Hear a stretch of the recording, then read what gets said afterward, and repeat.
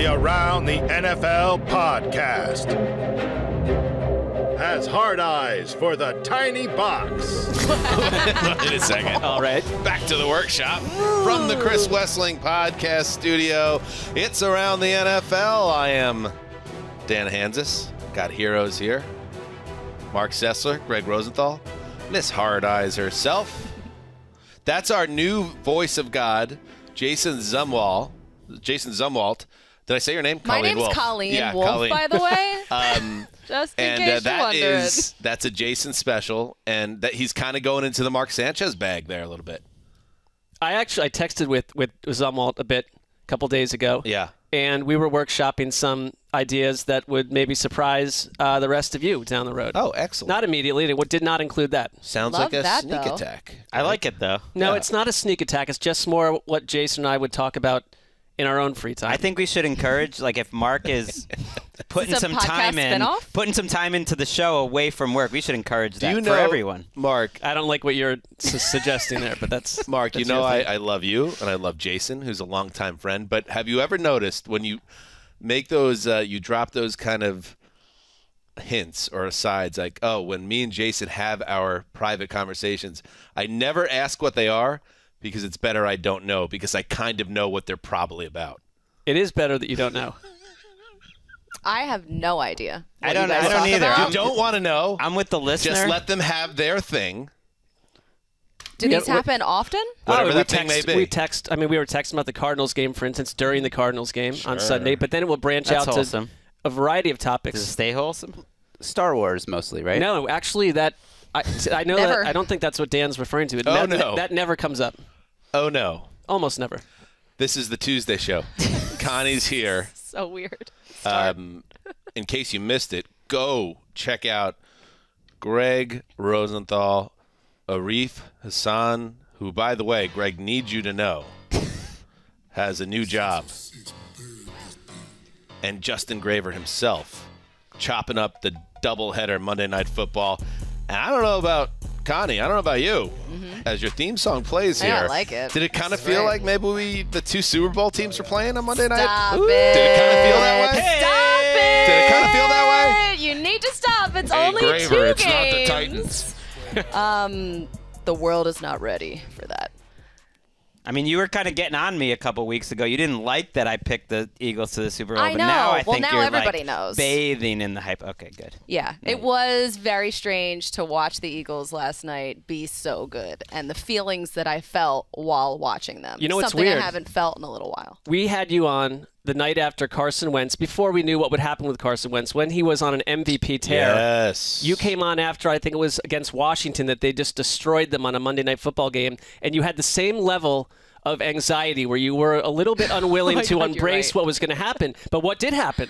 Why not just jump in and enjoy it Well, and he take had, the ride? he had Well, a because- career-changing injury, but they did win the Super Bowl. Yeah, that was after we're that talking Rams a game. wider thing, like team. Because in general, I like to set the bar very low. Like I have the bar on the ground because I don't like to be disappointed. So anything that happens, well, It's it's, healthy, a nice actually. surprise. Okay. So I like to expect that the Eagles are going to be trash every year. So then I can find happiness later on, maybe. Down Like, the enjoy line. it while you can, though, because that's a great point.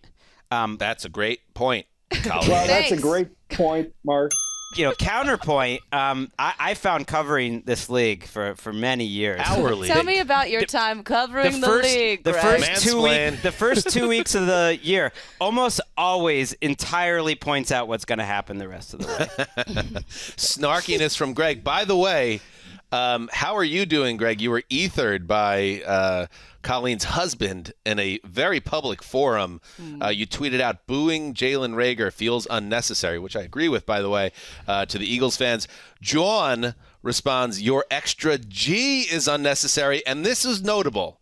And I actually think, Gregg, I'm going to pay you a compliment. How is that ethered? I think that's like a very reply guy joking I'm gonna comment. just let me pay you a compliment, Gregg. Okay. Just chill. It's impossible. It got 94 hate those. replies, nearly 500 retweets, and over 7,000 likes. And I think because Triple G's got some swing, it gave Johnny the pop he needed to get over on social there. So a lot of things, but you were ethered, and I don't know if you'll ever be the same. I'm just your thoughts now that you get a public forum, maybe to take a swipe at John. I wasn't aware that it took off so much. It went viral. Colleen would not stop talking about it during our power rankings. So you're like, that's my king. You're That's the cool my guy that never looks at your mentions. My king. I do, but we had the Monday Night Football recap. We were doing the Channel 5 show, and I guess, I haven't tuned in too much. I wasn't, checking John's Twitter feed. Do you feel like one of your G's is exposed too much now? No, I mean, the Got a loose G hanging out. The G is totally necessary. If there wasn't the extra G, it would be 50% G. That, ruins it. 60 is the number. I love that G. Where's the reply, though? You can't just let him take you out like that, take you behind the woodshed. You represent the entire show, Greg.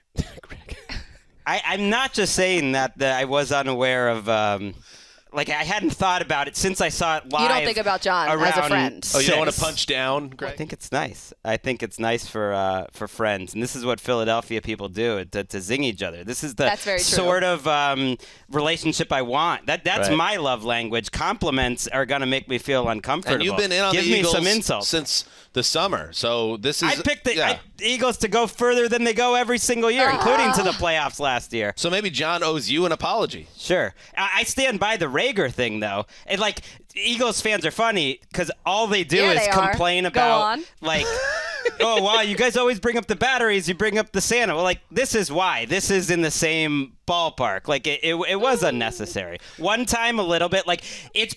Talk about punching down. You're punching down at Jalen Rager. He has failed in his career. He knows that. He's a bust. They should be happy that they got a draft pick for him. They're doing great right now. So all it is maybe one time you give him a little boo, but it just seems strange because how unimportant is Jalen Rager to the Eagles in 2022? Much less the last couple of years. You know what it was? It was kind of Mean Girls behavior. And they, the Mean Girls at the table at the cafeteria, they're laughing it up. Why did you point to me? And heckling right. The poor nerd at the other side of the cafeteria. It's great, you guys are really enjoying yourselves, but the rest of us think you're kind of right. It's one thing if it's Russell Wilson or if it's Kyrie Irving coming back to Boston, or it's some huge star. It's Jalen Rager. Let Philly have it's fun. Absolutely, that's what they do. But then don't be oh, stop bringing up the Santas. Well, the Santa was so long ago. Don't bring up the batteries. But this is the same. It's the same thing. Now we'll bring up the Rager. I would like to see Greg on a large screen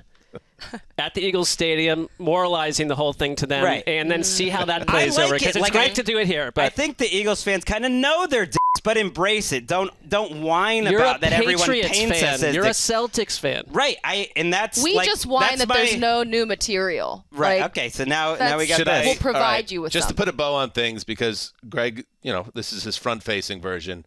He did send a text to me and Mark. This is a and lie. Justin on the this is a bit. Our private text channel. Did you see this Gonzo? That clout-chasing motherfucker. So that's what you were looking for? Wow. So that is pretty harsh words for Colleen's husband. Yeah. See, I thought that you guys were pretty close, Greg. I know that, wouldn't happen because Dan wouldn't want to, step on anything before the show. John's not even able to defend himself right now either. Save it for the show. Howie, motherfucker. Who is that? Connor Orr. Oh, there he is. Love Connor. All right. Today's show. Yes, but again, check out the Monday Night Football recap. How did Gravedigger comport himself, by the way? Very professionally. Yeah, the Titans, it did not go well on Monday. It was more anger than sadness, which plays well on this show. We've all been there. So speaking of the Titans, today's show, short and to the point. Well, not short, probably. The Titans are one of 7 teams that will enter Week 3 without a victory. So this feels like a good time to... Colleen, you and I do the Power Rankings podcast, which you can get right now, listeners. A good time for the Cornered Animal Power Rankings. What is a cornered animal? Mark, what is a cornered animal in sports terms? You're backed into a rough place, and you're going to do everything you can in your being to claw your way out of it. Yes, exactly. A perfect answer by Marc Sessler. So we're going to go using to call back to another podcast that you and I have, Colleen, the Hard Knocks podcast. That's right. We use the vector voting system to figure out who is the most dangerous of the cornered animal and on the other side of the spectrum, who is a little kitty cat. Is that a dying cow? It's like a dinosaur, maybe. Oh, there's the little. So why don't we start there? Do you want to get into it? Please. I think so. That is the sound of a Carolina Panther. Oh. According to our vector voting system, they have 6 points total, which is very low, which means they are the least dangerous cornered animal, or maybe not. I'll give you a little update in a few minutes, but let's start with the Panthers. It's like an update. It's a tie. There's a tie at the bottom. Oh, okay. But we'll start I thought with. we were gonna update the voting system, which is what we do in this country now when we don't like the results. So it's good. Now that was good. Wow. That was on point. John, you hear that? You want to know what's unnecessary, John? That chain you're wearing around. Why is John You're a getting man in so your much mid-40s. heat today? Okay, I'll have you, Knew know. he couldn't do it. You knew Gregg was going to come back, and maybe I played a role in this, but I didn't think he was going to, but now he's come back. Why don't you like a chain? No, actually, I like it.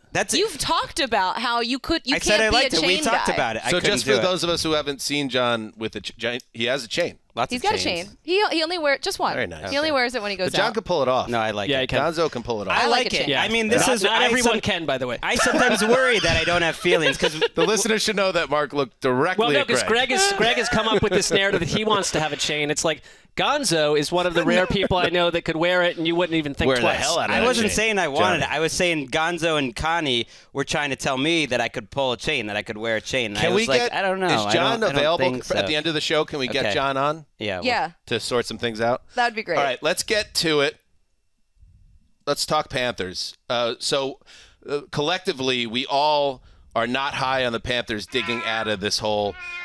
In fact, let's see, Greggy and Connie both had them at the bottom of the list. Connie, I'll start with you. So the Panthers at 0-2, unimpressive in the 2 losses. You think they're totally cooked already? This just is a team that is floating in mediocrity right now. It's a team that there's nothing exciting about them. I just don't like what they're doing on offense. It feels like they're completely stuck. They're worse than I expected them to be this year. Everything is just very choppy so far. I know it's only 2 weeks, but the offense is just constantly up and down. Baker Mayfield, I guess they thought that he would bring a little bit more explosion to this team, but not through these 2 games. Christian McCaffrey, that usage is kind of weird. It's just the whole thing doesn't give me any optimism that they're going to turn things around and at least play a game that I'm excited to watch. Right.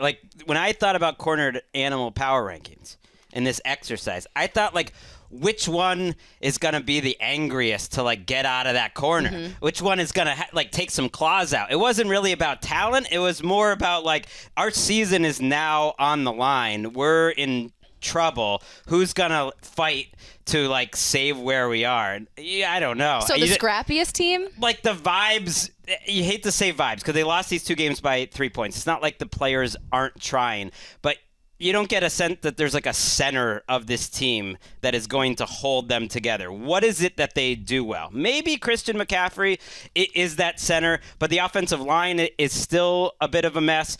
Baker Mayfield, I would say if I had to rank the quarterbacks this week, I haven't seen your QB index. I would say 31 or 32 would be my choice. Where's he at, Greggy? You're close. Okay, Or so Marky. just in terms of these 2 weeks alone, not looking, and their defense isn't special. It's solid, but it's not special. I mean, first of all, I think players are really keyed in on the coaching staff, what's being said about the coaching staff, what the coaching staff says to them, what the proven results are of the coaching staff. Matt Rule is essentially sort of a dead man walking. I don't mean that in a personal sense, but these guys understand. They're looking at the results. Baker Mayfield has come in and I thought played the worst football of his career. And first of all, when he's not protected well, you're going to get the worst version of Baker Mayfield. And that's what we've gotten. I mean, the first game against Cleveland, 4 fumbled snaps. Their line is a huge mess. Their defense, which last year at this time when they got out to the 3-0 start was a difference maker, I don't see what you can cling on to and say, this is what's pulling them out of that corner. Baker's not what they wanted in the last couple of years. They were looking to find a difference maker. Instead, they found a guy that I think plays he needs to have a lot around him to thrive. And we're seeing he doesn't have a lot around him, but he also he has Christian McCaffrey. He has DJ Moore. There are some pieces, but obviously this isn't a very deep team. They're in a lot of trouble. Makes sense. Are we going to see Sam Darnold in a few weeks? What does that do for you? He's not healthy either. And how much of it is Ben McAdoo, too? Right, like that's the rock star offensive coordinator, Ben McAdoo. The inspiration. He doesn't fit. To me, like Matt Rule has a very boring, but maybe it could be effective offense, but it's like getting the ball out of your hands and making quick decisions, which is the last thing that Baker Mayfield's good at. Mm-hmm. Okay. So there's a tie, as I said. I think you guys can guess who they are tied with. 0-1-1. Let's move to the AFC South. I have them at the very bottom of the power rankings, the Houston Texans. So, yes, very much so. Maybe this would be, the Texan, it's like a bull. Is that the logo? What's a calf? A steer. A steer, like a little so baby. I don't, yeah. I don't know all farm animals the way that some do. Yeah, some do. This is my concern. Checking it out. Don't worry, I'm on it. My concerns, and I know there was some positive vibes around Houston entering the season, and I'll let the kissing cousins here, new kissing cousins with the umlaut, get their say in, because I'm curious where you guys come down now. But this offense stinks, right, so far, anyway. They managed 234 yards and 3 field goals in that loss to the Broncos. Davis Mills has not played well. He's fumbled twice on Sunday, averaged less than 5 yards per attempt. And they go 4 and out in the final minute. And it's just like there isn't a lot of juice going on with this offense. And the defense isn't a difference maker. I think we talked about it on the podcast on Sunday. And I'll say it again after watching a lot of the games yesterday. Like, how many teams beat the Broncos on Sunday? How many teams should have beaten the Broncos? Broncos had no business winning Sunday, the product they put on the field, but Houston's that bad right now. That's why I have them at the bottom, and that's why they tie for last in our cornered animal power rankings. My optimism to some degree was what we saw from Davis Mills at the end of last season. I feel like right now he's regressing, or he has regressed, and you're attached to a coaching staff that I think, again, what are you telling your team when you go for that tie in week 1? And that was a tie against the Colts, who are, it's looking to me like maybe a lot less of a pristine operation than we thought in August. I thought Dameon Pierce would be making a big difference. I thought someone like Nico Collins would. It was more like I thought this team, this offense, with these young guys would come together and maybe it would work. But that's not been the case. I mean, I don't think they're an abject disaster, though. No, I think that's the defining storyline to these 2 weeks is like the bottom doesn't seem that different than the middle in the NFL, and there's not many teams really at the top. It's just a big morass. And I would say that like the Texans hasn't been like it. The Texans haven't been disappointing. This is basically what we thought. I think they're frisky. I think actually you put them in a corner. You think they have been so far frisky? They've played 2 games. Based on what we've seen. Everyone Their defense actually played well. Right, they have an average defense. They've played 2 games, and both of those 2 games came down to the last minute. They're in the NFL. They're like, they're their team slogan. Wow. We're in the NFL. My point is like they're very talent poor, whereas the rest of the other 7 teams on these cornered animal power rankings have some more talent to it, and the Texans have been in both of these games. They're not technically I guess they are winless. They're 0-1-1. But they got some pressure on Russell Wilson. They sacked him 3 times. They picked him off 2. Like the defense I thought was kind of the bright spot if there was to take away from that game.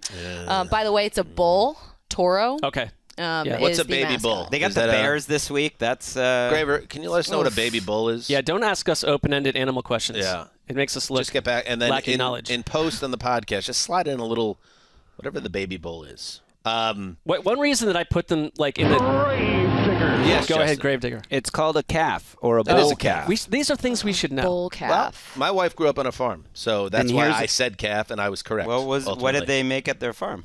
They had cows. They had goats. They made cows, or they unmade cows. They made milk, or no? It wasn't a slaughterhouse. Well, I mean, I know, but the what farm do you mean produces something. What did they produce? They had cows. Did they grow things? It was like a milk. So it was a milk farm. There was milk. There was goats and Chickens? llamas and chickens. Sounds disorganized.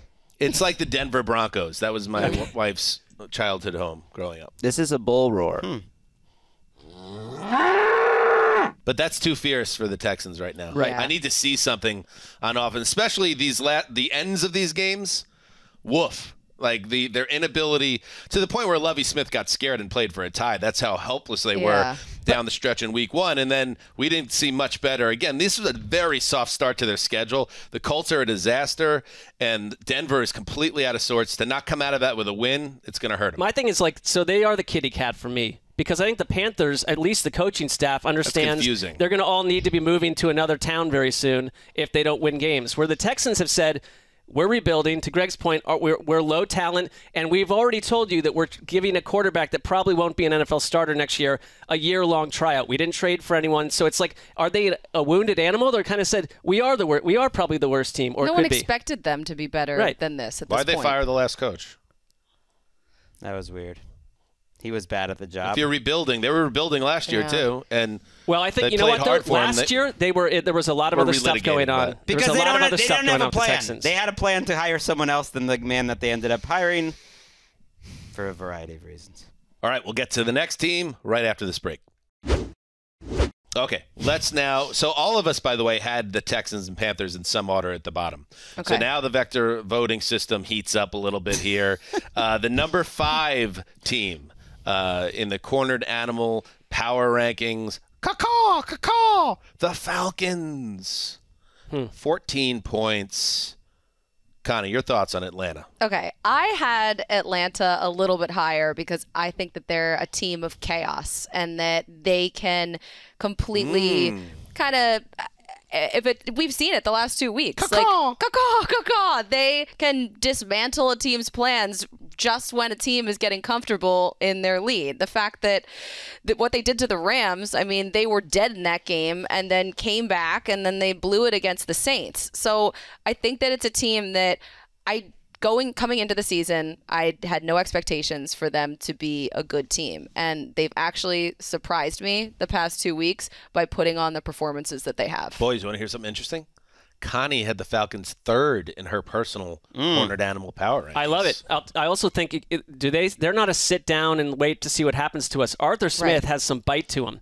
He's annoyed about the Kyle Pitts question, saying this is not fantasy football. He's telling them, back in May, I remember all of you that said we wouldn't do anything. And they are a couple plays away. He's taking receipts, too. Yeah, they're a couple plays away from being 2-0. Nobody should take receipts. I mean, they're incorrect receipts. Just win games.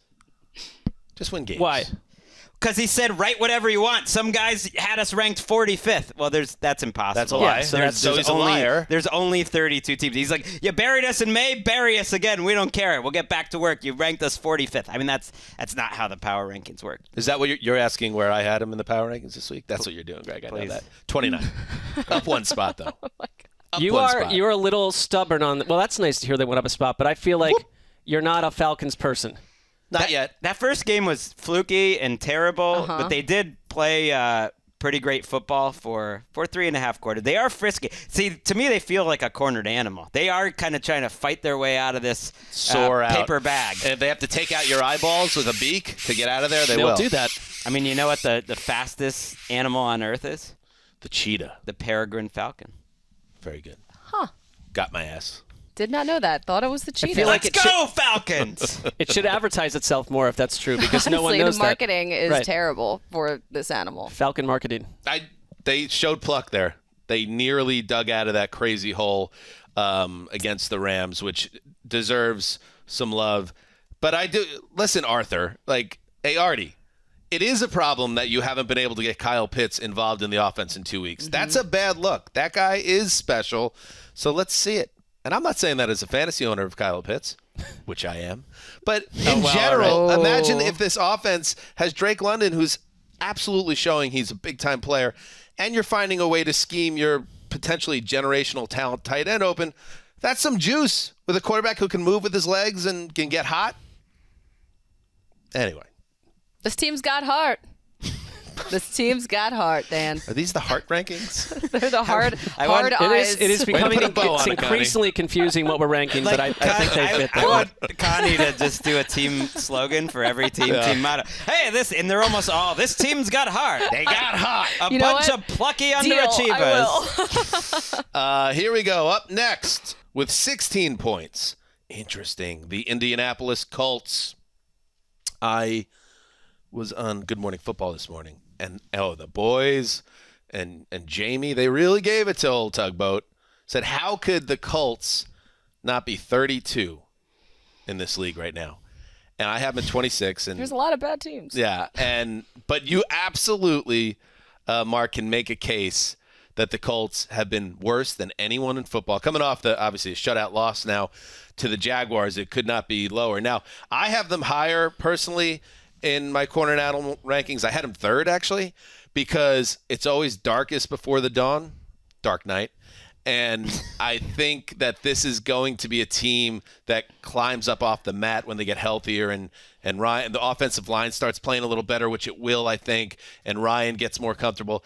But at the same time, if you're just looking at it from a 2-week perspective, you absolutely can make the case that this is a cornered animal without a pulse. It is a cornered animal. I think there's a pulse because this is sort of the Frank Reich way. They started 3-5 a year ago, and I was counting them out, and then they roared back, and they're 8-6 at one point. But I also look at the 2 games they played, and after all the summary conversation about Matt Ryan and what he brings and how much better he is than Carson Wentz, if you had to take the 2 games you got from Matt Ryan and the 2 games we've seen from Carson Wentz, I know which quarterback I'd like better, but the problem is you'd have to put Carson Wentz back into this Colts offense with a bad line. You're missing Michael Pittman.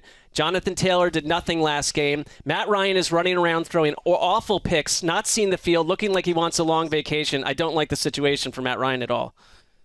Carson Wentz right now, by the way, leads the NFC in passing yards and touchdowns. The NFL in touchdowns. He's tied for the league in touchdowns. A little bit of 7? My Fugazi stat line. Well, so Matt Ryan has 1 touchdown, which is also Fugazi in the other direction. That's just bad, yeah. I read the tweet from another 60% G, Greg Doyle, who to me is one of the great local columnists in the It's like Greg only follows Triple G. No, Greg Greg's Doyle's on been Twitter. doing it a long time. He writes for the Indy Star, and Greg Bedard can't even get a follow on Twitter. No, he's just 1G. He said he's tired of writing how much he likes the Colts coach and general manager, and it's time to grow up, gentlemen. Look in the mirror. What are you doing? Such a Triple G moment. It's not ... And then I click, and you got to be a subscriber. So I don't know what it's not. And he also said like they can't pretend they're what not. What if it was like how of... I actually feel? Psych. End of article. ... You don't have like a promo code for 60%? Greg should help a Greg. They're facing Gs. like serious heat, so they should feel like cornered animals, but this team, I think, more than any team, should have felt like that coming into the season. They certainly should have felt like it going back to the scene of the crime in Jacksonville, to come out that flat and not making any farm noises. What did we think that's just a cow? That's just a cow. But a colt is a horse. A colt is a horse. To come back to Jacksonville and get shut out. But they're playing like cows. That's a layup, bro. Gus Bradley's defense, by the way, plays the opposite of a corner animal. It's just like, hey, you want to have an 8-yard gain? Sure. Just go for it all day. It's just like a dog hanging out. I mean, evidence suggested that would be the case with Gus Bradley's defense, but the Colts live in their own universe. All right, week 16, because you're going to know my answer, by the way, I set it up. Are the Colts within a game of first place in the AFC South? They always do this. But I mean, they're only half a game out right now. They play in the worst division. Yes or no? I think they'll be 3 games behind the Jaguars. Well, then they are a dead cornered animal. I think highly of the Jaguars.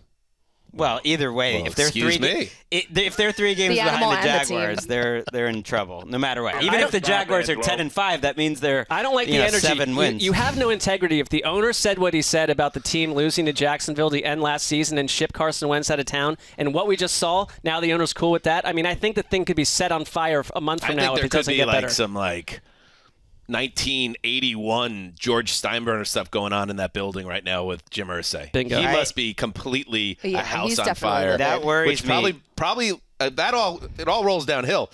The anxiety and stress that's probably sitting with that coaching staff, with the general manager, goes down to the roster.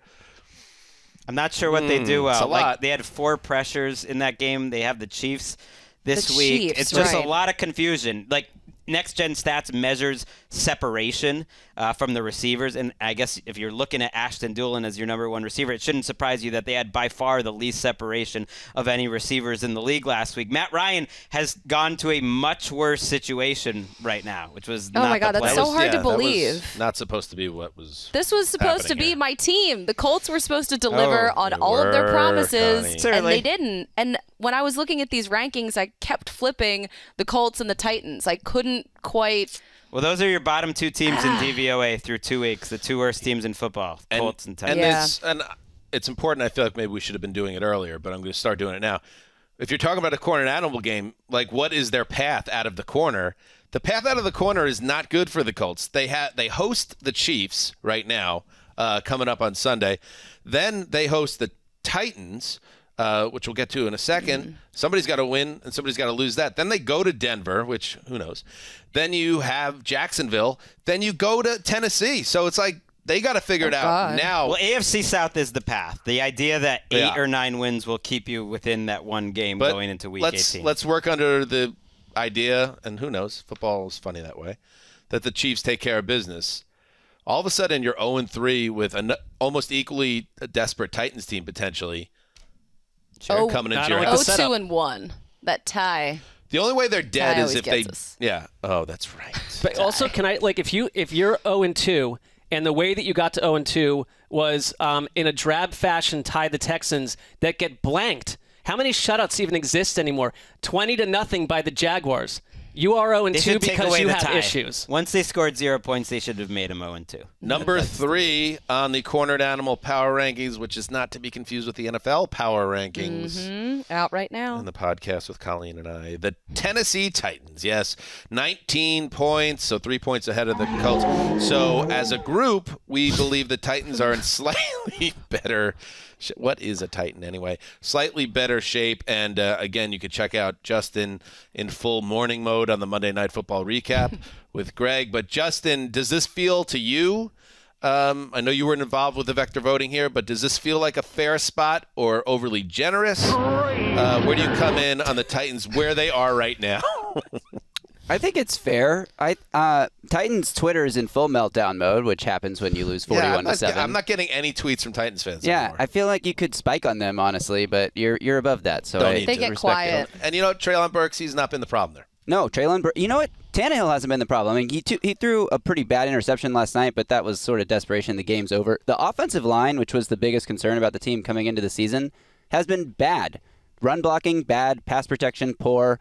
The Titans gave up a ton of pressure last night, even though they only took 2 sacks, which is a credit to Tannehill.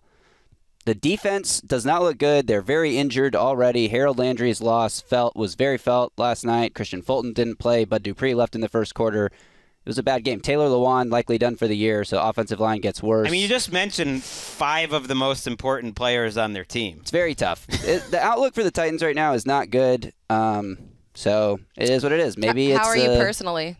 I'm fine, I am emotionally detached from this team at this point. Everyone's emotionally detached now. You literally from their run a teams. website. Everybody. Give me a break with that. I mean, I am ready for. You know what? This is my real overreaction is that like Derrick Henry was fun, but it's time to evolve into a modern NFL offense because when Derrick Henry is shut down, 13 carries for 25 yards or whatever he had last night, the whole offense is completely. It doesn't move at all. So I thought it was notable in that game, and I'm guessing you guys might have talked about it, so we don't need to dwell on it. But like when the game started to get away from them. Because they don't have A.J. Brown, because they don't really have a passing game that they have figured out yet, they're still giving it to Derrick Henry. And it's like, I understand why you're doing it because he's your dude, but it just shows that they were just kind of in a different weight class than the Bills, which was not what But it's also anybody not working. thought. Like, Henry's not running effectively. I think he's actually looked like he has plenty of juice. I think he looks better than he did at the end of last season. I had him number 2, though, because of institutional history here. Okay. The Titans remind me a lot of the Patriots, probably more than any other organization that's sort of been a Patriots offshoot in that they are figuring things out, and I think they can problem solve, and that the whole is usually better than the sum of their parts. And I think there's a lot of animalistic, nice, fortitude inside of them. You know what I mean? I think there. they're going to fight. Their team is not going to go down easy. And it might take a little while. It's a long NFL season, but I think they're going to get out of that corner somehow. You're in the perfect division, and also I wouldn't really want to be anyone using the Bills as a measuring stick. And that game got away from them in a rowdy environment. Like, the look on Vrabel's face about 8 minutes into that thing was like, they're out of here. They're done. Oh, my God, he couldn't even watch right. on the sideline. There's such a small, margin between being in this segment or not and being in 0-2 and not. And, like, almost all of these teams had, like, one fluky play go against them in one of their losses. Not like the Titans look great against the Giants, but, you had some bad luck in that game. You end up losing it, and it feels a lot worse at 0-2. Who are the ad wizards in the NFL home office that had the Titans and Colts play both their matchups by week 7? I was going to say I'm looking forward to the December matchup where it's really packed tight. As much as you're like, oh, it's the AFC South, whatever. That would be fun because I want to see. I think both those teams potentially are going to be in the mix still in that division unless the Jaguars do get hot and become something else. I think they've foreseen that the Jaguars will be the story, not the same old Colts-Titans matchup. And that's why they put Titans-Jags Week 18, battle for the division. And maybe they're playing chess here. Maybe they've galaxy brained this thing and it was like, I know the Jaguars have been the worst team in football 2 years in a row, but now let's get them into a big spot. We'll see. But it's just weird that you have both these games knocked out by week 7. I mean, realistically, it was a bad move. I just love how much Titans and Colts fans hate each other. So that's why I wanted a late season game. Like, that rivalry is so real. It's like you do a Thursday night game in the middle of December. Like, it's, you check some boxes, and it's going to have big division ramifications. Seems like a gimme. I mean, or flip side, both teams actually do stink, and let's get this over with sooner than later because it won't matter in late December. Number 2. It was pretty close, but not, it didn't come down to one voter. The Raiders, the silver and black Raiders, very disappointing start, 0-2, coming off a narrow loss to the Chargers in week 1 here in L.A., and then they go and bring the Cardinals into their building and go up, I think it was 20-0 at the half, and then melt down and blow that game. I think, did anybody have the Raiders as their most? No, everyone had them at 2 or 3. Greg, what are your feelings about the Raiders? To me, this feels like something. Even though the division is tough, they can handle this, but they just got to get a dub. They got to get the club dub quickly. Yeah, I believe in Derek Carr playing better overall than he has through 2 weeks. I believe in the defense looking more competent overall. That said, that sort of collapse was jarring. We tend to put more weight in some way on they look so dominant in the first half. Like that was the real Raiders. Well, no, you got dominated just as much in the second half and made a lot of mental errors. And it wasn't a fluky comeback. Skittish as hell in overtime. Right. The offense totally struggled and the defense totally struggled. That's how you blow a 20-point lead. So there are inside the building concerns, but I think the players are pretty good. That's why I had him third. I only had him third. I had him behind the Titans. I trust the Titans as an organization more, but I just think talent-wise, they're Guess who the good. Raiders play on Sunday? Oh, it's spicy. 1 p.m. Eastern in Nashville. Is that a loser goes home match? That's a cornered animal game. Yes, there it it is. A cornered animal showdown. Only one animal comes out alive. This has been Dan's thing for years, the cornered animal games. Franchise. The cornered animal has been my corner. Right. Wes would get very excited for the cornered animal It's week. the TV within the TV within the TV You within got the to draft TV. this game early on Thursday. Yeah, you do. Yeah. I have the second overall pick in Okay. our draft, yes. So, Yeah, go ahead. Take Raiders Titans. but Marc Sessler Ooh. holds all the cards. I will tell you now, you're going to be watching that game if you want to. Okay. I feel power. It doesn't attract me the way it attracts you. It's like I'll. Yes, let me take a look at this schedule. Yeah, at Tennessee, home Denver, at Kansas City, and then the bye. They got to figure out a way to win 2 of those 3. You're going to be okay. I want to believe that they are the team that played in the first half of that game and not the team that completely fell apart in the second half, but I think they're both. it's the tough with overtime that, possession was a Hunter Renfrow fumble The recovered. fumbles are bad. A Derek Carr up for grabs ball where he badly missed his target, Devontae Adams, who did nothing in that game. And then 2 for 12. Another Hunter Renfrow fumble, scooped and scored. Well, I think it was this, too. That's pretty rough. Like, the Cardinals shifted into, cornered animal sooner than these teams. Their season was going away, and they were looking at the end Don't put baby in a corner. They broke out and became what they are. I think, you saw, Kyler Murray's nucleus explode in the second half of that thing, and, they caught the Raiders by surprise. Now the Raiders, who spent all offseason saying, you're overlooking us, we're the team that no one believes in. Well, you're 0-2. Go win a game. Go win a ball game. I mean, that's the rare cornered animal at halftime of week 2. We don't want to be the cornered animal, so we come out of the corner. I was looking for some sound effects before the show, and I got sucked into a YouTube video of an animal control officer putting the long stick thing with the hook to grab a coyote who was literally cornered in a backyard. And this is what you were doing before the show? Yeah, no, that's why I was late getting to the studio. What? And he pulled it in and threw it into the truck. It was really impressive. Maybe I'll tweet it out. But yeah, please do. This is the version. The Cardinals being led. Here comes the guy with the hook, with the hoop thing. They said, no, I'm out of here. They want no part of that. You're not putting me in the cage. Well, that's a good mentality. It worked for them. Number 1, the Bengals. Listen, we have a soft spot in our heart for this team. Always. Obviously. Chris Wessling, his boyhood team, before he emotionally detached. I guess we all do. You got to admit, there's a lot of emotional detachment of boyhood teams. Well, maybe you need to look in the mirror. Maybe. I mean, he never claims it. If anything, he embraces the attachment, right? That's it. That's who I am. I can't go away. But you want other people to change. That's my concern. I want you to do what you want to do. No, I am simply pointing out that there's a lot of emotional detachment around this show. There is some edge to you pointing that out. Dan Hanzus, shout out. Paul Rudd understands it. Even Gregg. Even Greggy. He goes on national television and lies to MJD. Says, I used to be a fan until, I became professional, which is a lie, but it's an emotional detachment as well. Why did you say Connie, that? You said not what? emotionally detached from the Eagles. No. Tugboat, not emotionally detached from the Jets. Even though I should. Probably would be wise.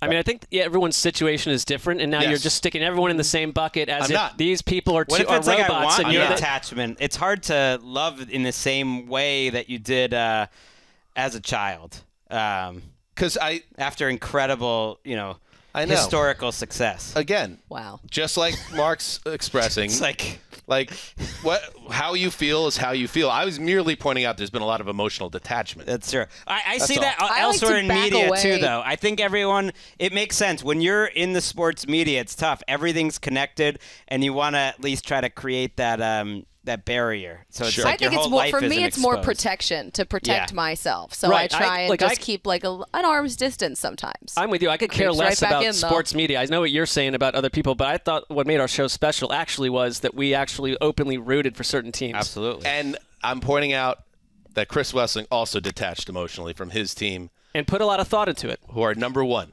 They are number 1 in the cornered animal power rankings. And he brings it right back to the rankings. How could they not be? Because they're the defending AFC champions. We're not going to quit on them after 2 weeks, right? No way. I mean, they're a Bengal Tigers. I mean, which animal out of all these actual animals? I mean, I suppose the Panthers. Like a titan, claws maybe a on this titan. one? Titan could be 100 feet tall. Right. It's like a panther. It's a mythological being. Being led by Baker Mayfield and Matt Rule, or a panther being led by Joe Burrow. a tiger. I'm going with a tiger. Yeah. The Also offensive being led by line, very concerning, but a blocking front that could be sending them. They got to figure that out. Right. A Bengal on track to be sacked 111 times this season is true. Not good for Also anyone. led by Zach Taylor, who's like, should I go for the green polo or the black polo today? What does that mean? What is that I know what supposed it to means. mean? I think I know what it means. Oh, no. Well, I would like an elaboration on that. I mean, I think he's going for a certain tone. You're going for a vibe. Yeah, that's how I see Zach Taylor. He's always just kind of looking like he's going out for 18 holes at the local municipal. He doesn't have a cool black bomber jacket like Gregg? It's not so much. We talked about that when he was hired, that he's not bringing a lot to the table, schematically or as a leader. Yeah, that's So fine. Bad coaches win the Super Bowl sometimes, or average coaches win the Super Bowl. There's lots of things that go into winning the Super Bowl. Chance being probably up there, and they had some. So great just to be clear, you're saying he's a simpleton. No, I'm saying he's not bringing a lot of verve. A lot See, of, Mark, he doesn't just come after you. He comes after Gregg, too. It's equal opportunity. Oh, I'm well aware at this point. But I went to Gregg's saying, point. like, compared to Mike Vrabel or some of these other coaches here, is he feeling like a cornered coach, or is he making excuses about, well, those 13 sacks aren't as bad as you think? Just fix it. It's been 4 years. Before Joe Burrow's been around. They didn't adjust with the line issues down the stretch and in the playoffs. There was no ability other teams can do that, and they went and got these guys, and the line is worse. So there's some void there in the teaching, instructional part of our team. That's a good point you made, Mark. Yeah, that's a great point, Mark. That's a good point, Mark. How much longer are we doing this? That's it. There it is. The Cornered Animal Power Rankings. We believe their defense is good. We should get. I'm not that worried about the Bengals at all. Greg, when Dan is attempting to close the show, I'm trying to give them the actual subconscious order there to the rest of the people. We didn't give them any real football analysis. We talked about his shirts. I wasn't trying to make it personal. You're going to get plenty of analysis on Cincinnati, who go to the Meadowlands to face the Jets in Week 3. Then they're home against the Dolphins, which all of a sudden seems like a frisky game in primetime, by the way, Thursday Night Football. Then they go to Baltimore. Then they go to New Orleans. So, yeah, when you didn't grab a W in those first 2 weeks, I talk about it all the time on the show, the schedule makers set things up for a reason. They figured that you were going to beat the Steelers at home in Week 1. They said, good chance they could take care of business against Dallas. So they're either 1-1 or 2-0 when we send them on the gauntlet section of their schedule. When you take 2 L's, that's how you end up a cornered animal. And don't overlook the Jets. Thank you. It's another great point. Building a bridge with the host. I That's love all that. that's about. Good. Smart. I love it. I love to see it. I think we should take a break, hit the Thursday Night Football preview, and then tie up a loose end.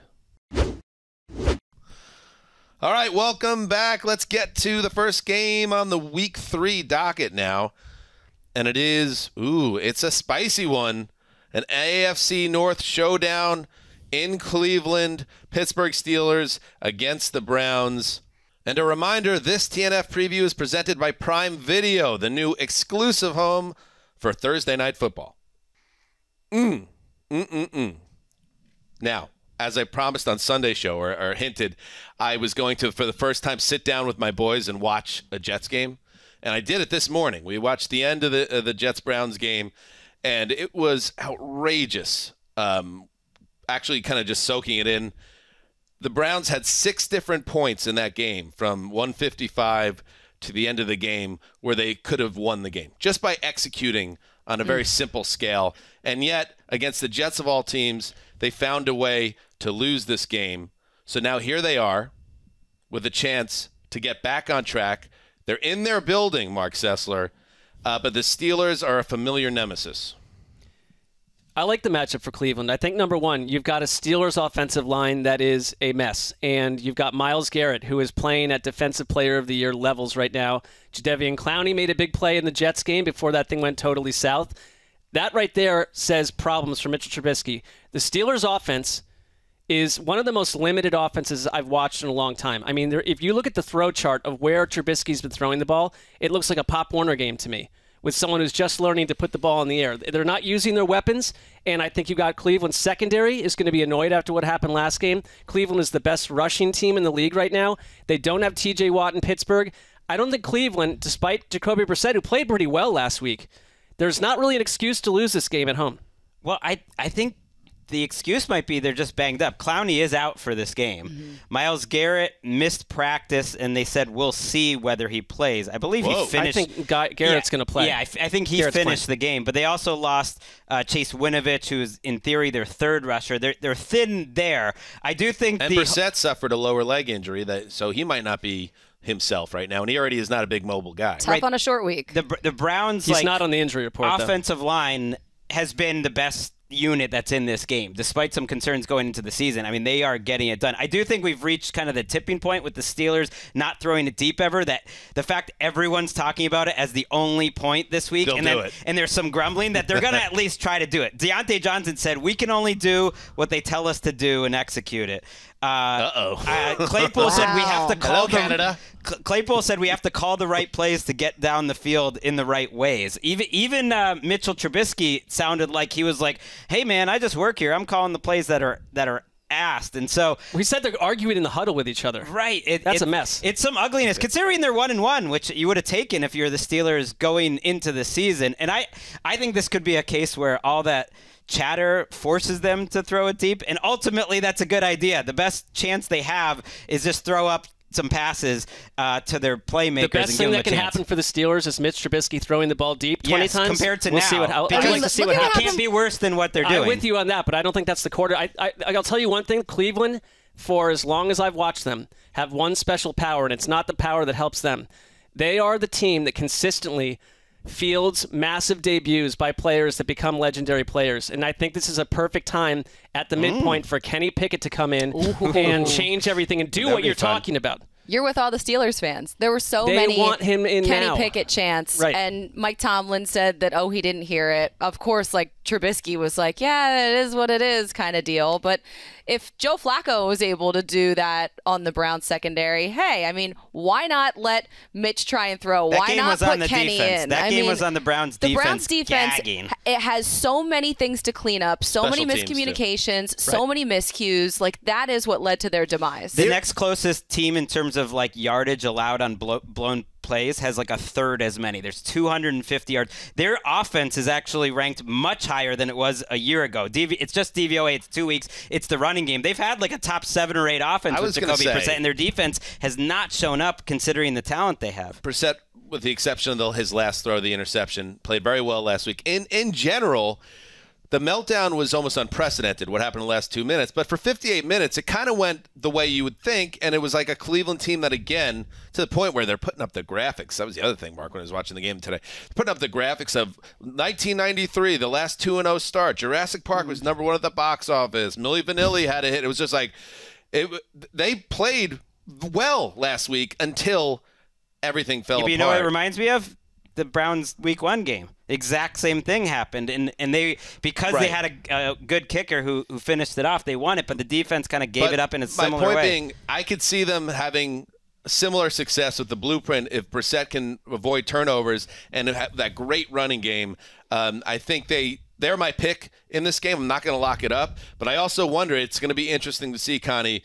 Mike Tomlin is his own dude, but he's never really had to deal with this quarterback conundrum like this in his life because as a head coach in the NFL with Ben Roethlisberger, the way he was for years and years, will he pull the trigger if the offense, which has not cleared 300 yards yet, if they're at 125 yards at halftime and Cleveland's up 13-3, maybe it is the day. Maybe it is time. Maybe it is, but I don't think that Mike Tomlin is a reactionary guy. I think that he's someone that has patience and is calculated and will see things through.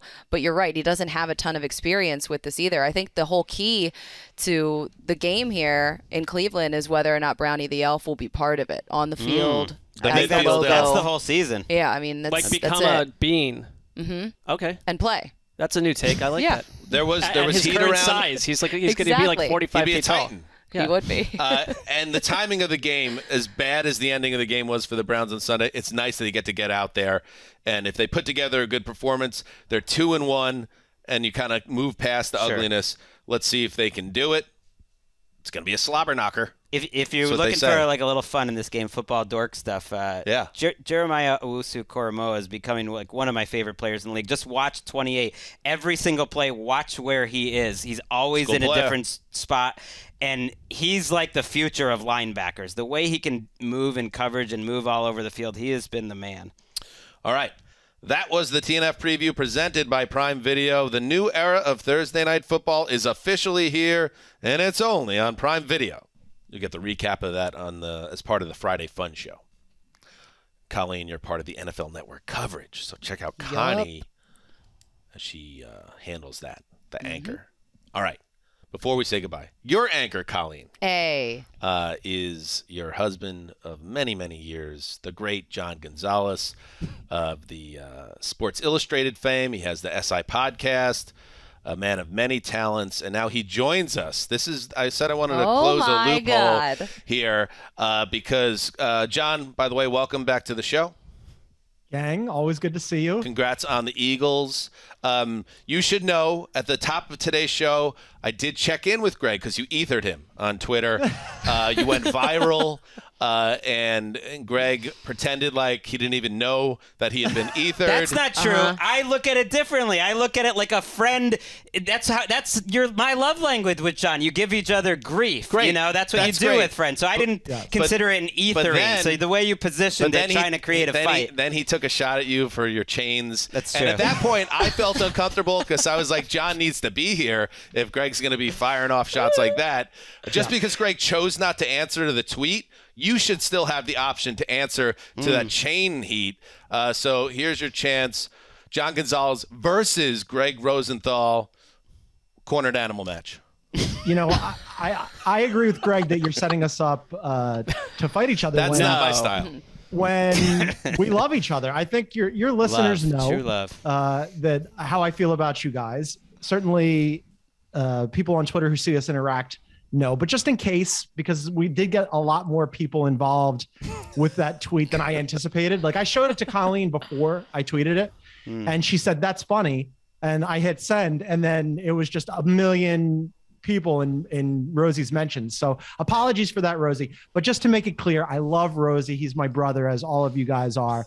But sometimes when you come for Philadelphia and you want to behave your shame, you get what you ask for. Don't want none, don't start none. Oh, I wanted it. That's why I got no problem. Like I feel so good about that extra G in my name. Like you could never rock my foundation of how vital and necessary and important that extra G is.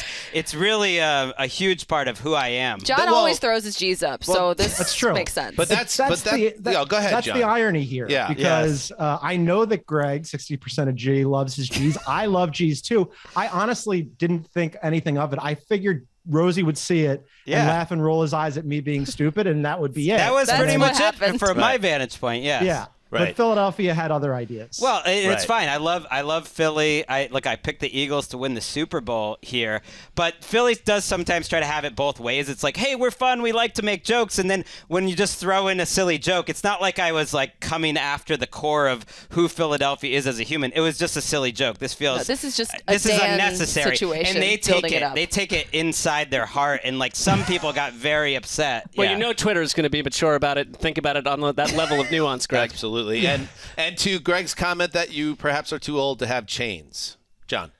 Yeah, I mean, you know what? I'm comfortable with who I am at my age, and you know, I rock that chain with pride. You know, my dad gave me that chain, Rosie. My dad is dead. You know, yeah, how about that, Gregg? His deceased father. I thought you picked it up in Greece. You know that I admire. I my dad would have loved that chain. Yeah. But he is dead. It came as a compliment when I was talking about how John like came to a get together, really, you know, casual but well dressed. It was like next level. Rosie John was can very do that. keyed in on what everyone was wearing. I was saying I was impressed by it, and I was saying like, oh, I'm a little too underdressed here. And, all right, and it was really the chain that dresses it up. Make up your mind what your take is on this. Then you're never too old to wear a chain, though. Okay. That's my take. If you can pull it off, John can. He can. He definitely can. I don't think I could, and it's also late to add it. Like if I was always a chain guy, that's one thing. If you're adding it and you're nobody knows if you're a chain guy though, because you could have just like had it under your t-shirt forever. I don't see Gonzo as putting himself into these age categories where he hits 40, so suddenly he has to remove 80 elements from his life and become like every other 40-year-old. Gonzo he blazes his own trail. Like that. Always has. As Colleen knows, we've discussed this many times. Got to be your own person in this world.